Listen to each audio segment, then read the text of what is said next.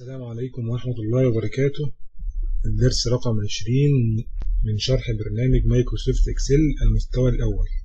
في درس النهاردة هنتعرف على بعض الدوال الرياضية المفيدة زي دالة راوند وراوند داون وراوند اب وام راوند وسيلينج وفلور وغيرها من الدوال الرياضية المفيدة، وهنعرف استخدام كل واحدة فيهم. أول دالة معانا النهاردة وهي دالة راوند. دالة راوند بتقرب الرقم العشري إلى أقرب رقم مطلق، يعني بتاخد الرقم وتشوف أقرب رقم عشري إيه وتقربه ليه. خلينا ناخد مثال ونقول يساوي راوند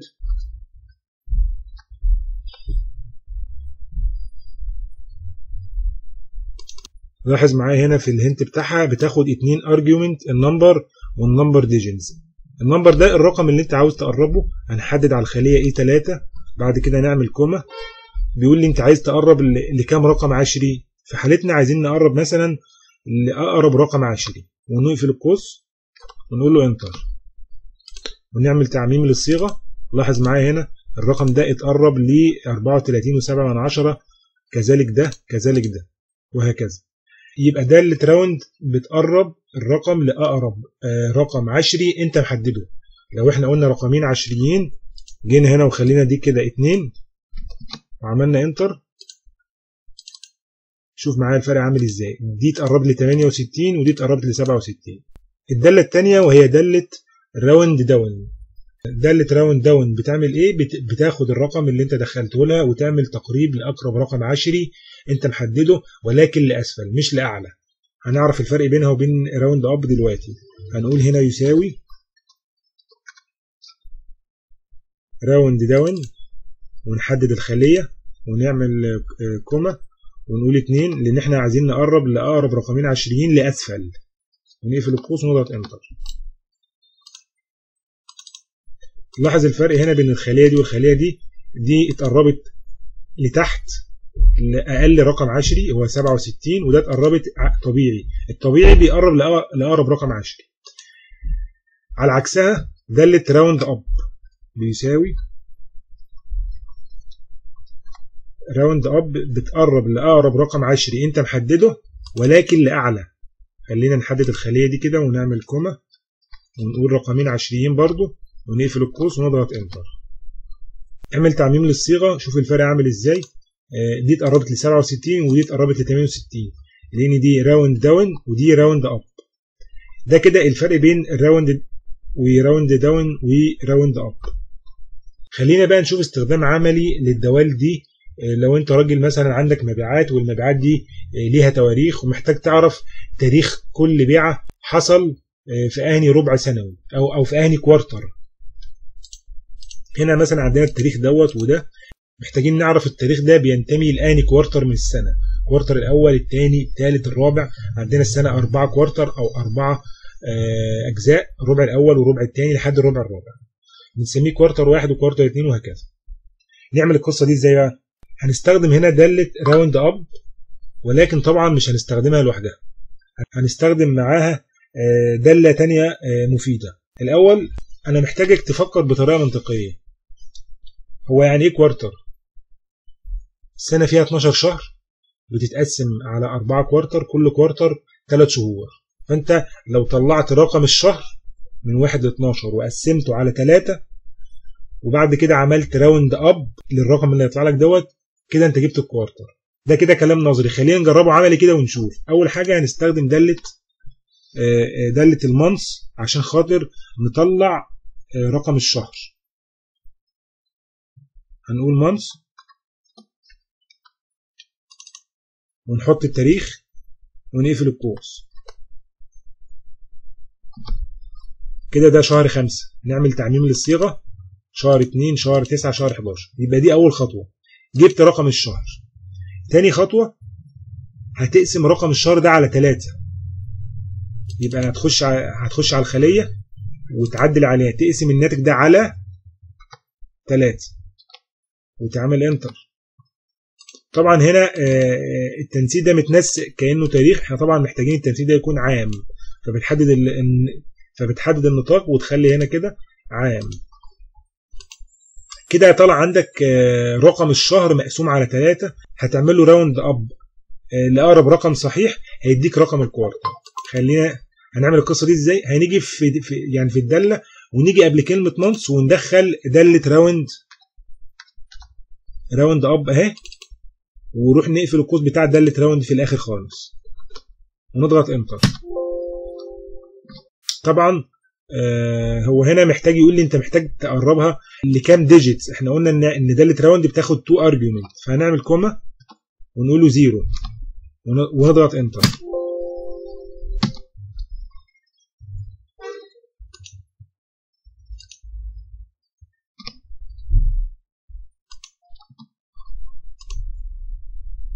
طلع معايا هنا ان تاريخ 1/5/2014 بينتمي للكوارتر الثاني من السنة. نعمل تعميم للصيغة. لاحظ معايا كده شهر 11 ده اكيد في الكوارتر الرابع، وشهر 9 في الكوارتر الثالث، وهكذا. طبعا تقدر تستعيض عن كلمة 2 و1 و3 بان انت تكتب كوارتر 2، كوارتر 3، كوارتر 4، او اي حاجة تانية، او Q1 Q2 Q3. هتعمل الكلام ده ازاي؟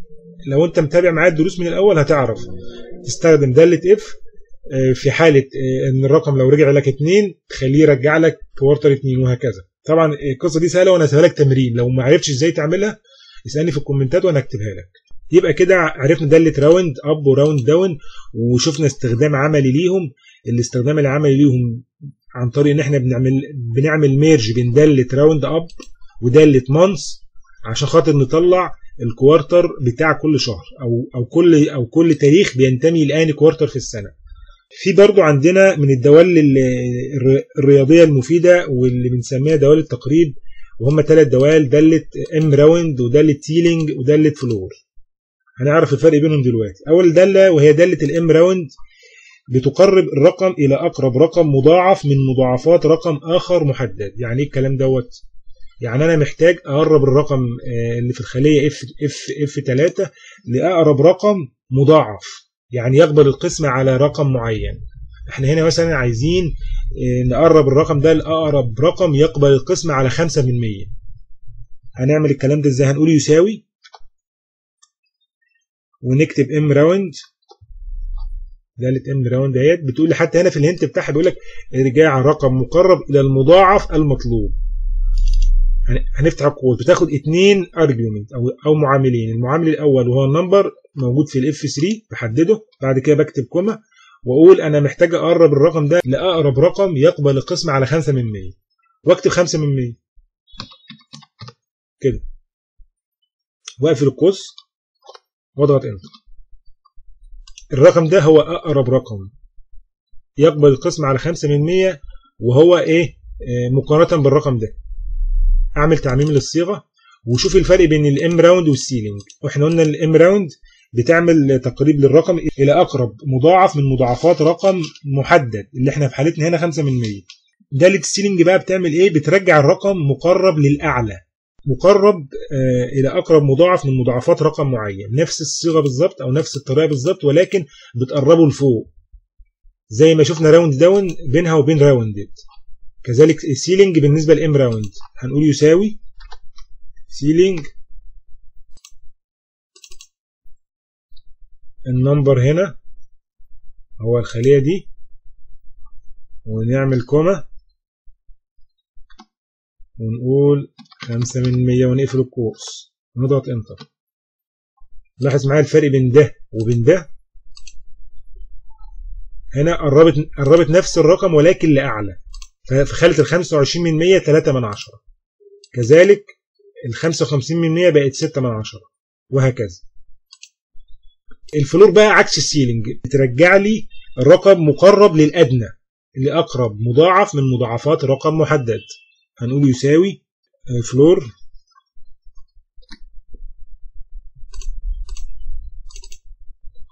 ونحط F3 ونعمل كوما ونكتب 5% ونقفل القوس ونضغط انتر ونعمل تعميم للصيغة. لاحظ 3/10 بقت 25، ده مقرب لأعلى وده مقرب لأسفل. الفرق بين سيلينج وراوند داون، سيلينج بتديني مقرب لأقرب رقم أنا محدده اللي هو 5% مثلا، إنما في راوند داون وراوند أب بترجع لاقرب رقم فوق او اقرب رقم تحت. طبعا الحاجات دي يعني انت هتستفيد بيها لو انت راجل شغال محاسب مثلا وعندك شيت حسابات ومحتاج تقرب الارقام. لا هتلاقي استخدام مفيد جدا لدوال ام راوند وسيلينج وفلور وانتجر وترانك وابسوليوت اللي هنشوفهم دلوقتي. كده احنا خدنا 6 دوال: راوندد وراوند داون وراوند اب وام راوند وسيلينج وفلور. فاضل عندنا الثلاث دوال تانيين وهما دوال الانتجر والترانك والابسوليوت. دول بقى بيعملوا ايه؟ اول داله هي داله الانتجر، دي بتحذف الخانات العشريه وبترجع لي القيمه الصغرى التاليه. يعني بتشوف الرقم دوت في ارقام عشريه بتحذفها وبتشوف اصغر رقم وترجعه لي. يعني في الحاله دي مثلا هترجع لي 25، اقول هنا يساوي انتجر واختار الرقم واقفل واضغط انتر 25. نعمل تعميم للصيغه نشوف هنا مثلا 37. هنا لاحظ بقى الفرق هنا ايه؟ انتجر بترجع لي لاصغر رقم، هنا سالب 15، الاصغر منها ايه؟ سالب 16. هنا سالب 98، الاصغر منها ايه؟ سالب 99. هنا 18 و18. الترانك بتعمل ايه بقى؟ الترانك بتحذف القيم العشريه من الارقام فقط. يعني الترانك دي بتشيل لي العلامات العشريه وخلاص، لا بتقرب لا فوق ولا تحت. هنقول ترانك بيساوي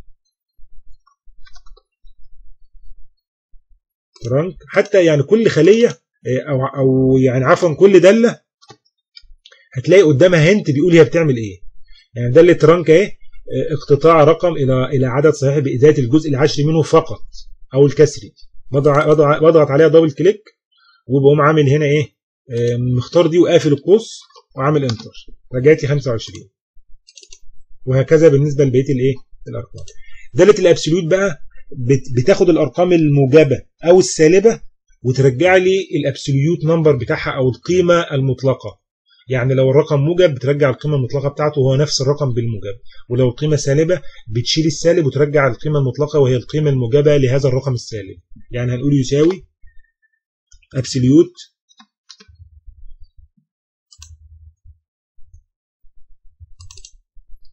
نختار هنا ونعمل في القوس ونضغط انتر ونعمل تعميم للصيغه وترجع الرقم زي ما هو ولكن بدون العلامه السالبه.